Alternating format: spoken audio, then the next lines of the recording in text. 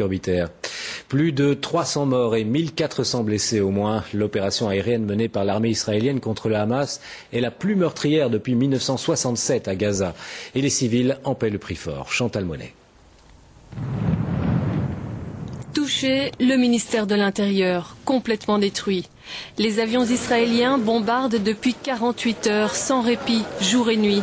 À l'aube, les Palestiniens découvrent l'ampleur des dégâts. Comme ici, l'université de Gaza, considérée comme un bastion des activistes du Hamas. Israël dit vouloir épargner les civils, mais les dégâts collatéraux sont inévitables. Une maison a été pulvérisée, 7 morts, il n'y a qu'une survivante. Nous étions en train de dormir quand soudain les murs se sont effondrés sur nous. Tout le monde criait. Je leur ai dit d'appeler aux martyrs car nous allions tous mourir. Autre cible, plus au nord, à Djebalia, cette mosquée. Les raids ont tué 4 sœurs âgées de 1 à 12 ans. Au 3e jour de cette offensive, l'ONU dresse un bilan sanglant. 310 morts et 1400 blessés, certains très grièvement. La grande majorité des victimes sont des activistes du Hamas, selon les Palestiniens eux-mêmes.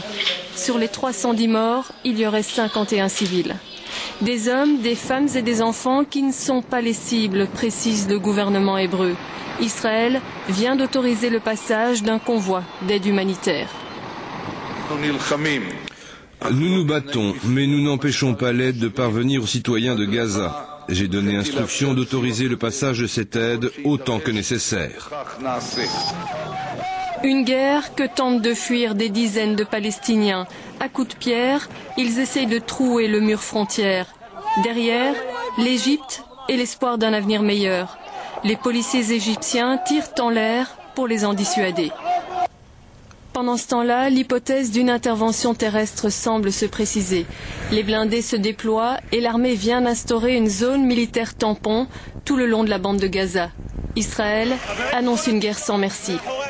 Les islamistes du Hamas ripostent à coups de roquettes.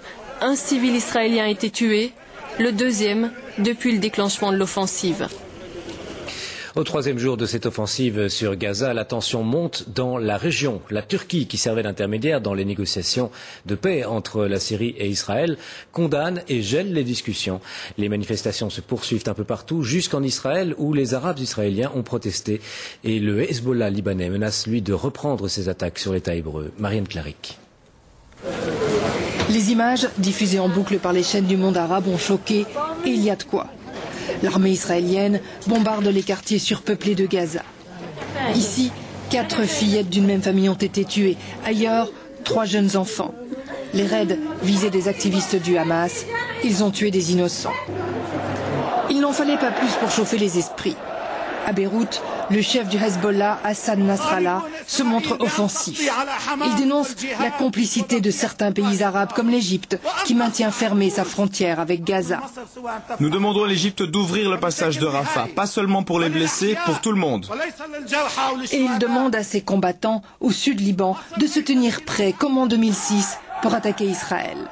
Derrière le Hezbollah se profile l'Iran. À Téhéran, hier soir, des slogans anti-israéliens dans la bouche d'étudiants. Ils demandent au monde musulman de s'unir contre Israël. Y a-t-il risque d'escalade? Pour la première fois depuis longtemps, des Palestiniens d'Israël, les descendants de ceux qui en 1948 sont restés en Israël, se sont révoltés. Dans plusieurs villages du Nord, de jeunes Arabes israéliens ont affronté la police à coups de pierre.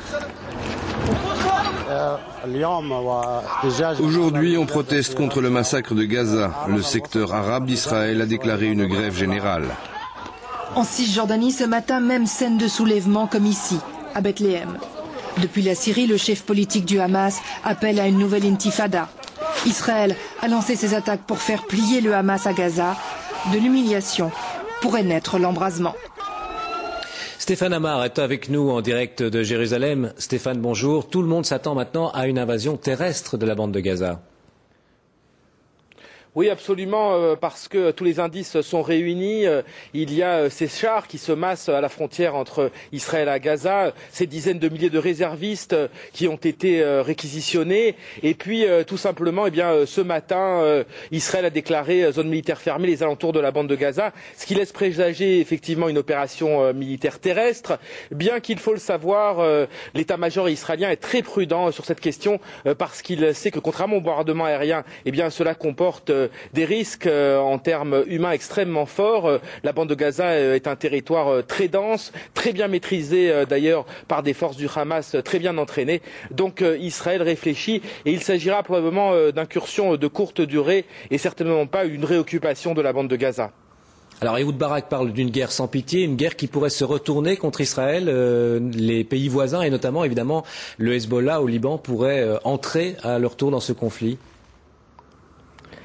Alors effectivement, il y a un risque d'embrasement. Israël en est conscient. D'ailleurs, l'armée a été renforcée à la frontière nord. Elle craint donc le Hezbollah. Elle craint aussi, on l'a dit dans le reportage, un soulèvement, non seulement des Palestiniens, mais aussi des Arabes israéliens. Par exemple, où je me trouve à Jérusalem, il y a eu ces jours-ci des actes de violence de la part des Arabes contre les Juifs de Jérusalem. Mais il faut reconnaître qu'Israël a reçu un soutien de poids, puisque l'Égypte n'a non seulement pas condamné ces attaques, mais surtout elle a expliqué que c'était de la faute du Hamas si cette opération militaire avait lieu. Merci Stéphane. Ce mercredi, le journaliste irakien qui a récemment lancé ses chaussures sur George Bush sera jugé par la Cour criminelle centrale d'Irak. Cette cour juge les affaires de terrorisme. Le journaliste risque jusqu'à 15 ans de prison. Hier, Laura Bush s'est exprimée pour la première fois sur ce sujet. Elle considère le lancer de chaussures sur son président de mari comme une agression. Régis Dorat. Ces images ont fait le tour du monde, les chaînes de télévision en raffolent.